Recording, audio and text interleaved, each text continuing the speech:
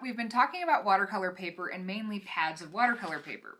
But when you see me paint, I almost exclusively use sketchbooks. So I want to talk about how to find a good sketchbook and also why I like to use sketchbooks. Now, the first main reason I switched over to sketchbooks is quite honestly, I think they're much easier to organize. I got really tired of managing all these loose papers and different types of file folder formats. I could never find what I was looking for, and it just never seemed to be a good solution. Whereas sketchbooks, they're pretty compact to store on a shelf, and then I can also see the date so I can easily find things. Now, the second reason I love them is that I like to keep them for different purposes. I typically have multiple sketchbooks going at one time. Travel sketchbooks for memory purposes, so if I was doing something big or I was going on a trip. I'm also currently keeping another sketchbook that I'm using for my more ambitious or explorative works that I'm really just trying to improve myself in painting, so things like sketching and getting better at sketching things. I also really like nerding out about art supplies, and so for example, this sketchbook is a scientific exploration just on high flow acrylics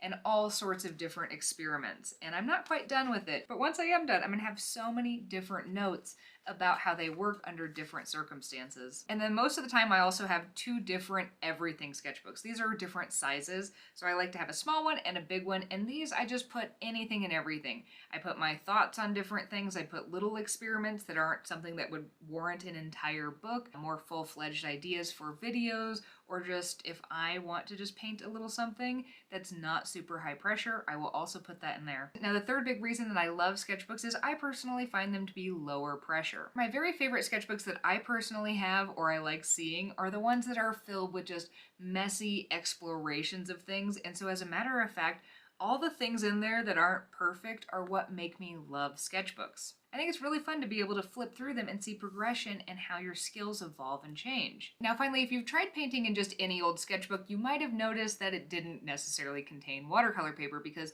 most sketchbooks that you find are going to have mixed media or drawing paper in them. So we do want to make sure when we're looking for a sketchbook, if you want to put watercolor in it, make sure that it's labeled as a watercolor sketchbook specifically. And the listings for these things will let you know. As a matter of fact, these are the two that I sell. I sell a bigger one and a smaller one, and I had these designed specifically with watercolor in mind, so they come with 140-pound cold press cotton watercolor paper. Now, I have noticed that geographically in some areas it is hard to find a watercolor specific sketchbook, and in that case, you can always make your own by taking whatever watercolor paper you like and then look up a simple book binding tutorial, and that means that you can have your own custom watercolor sketchbook.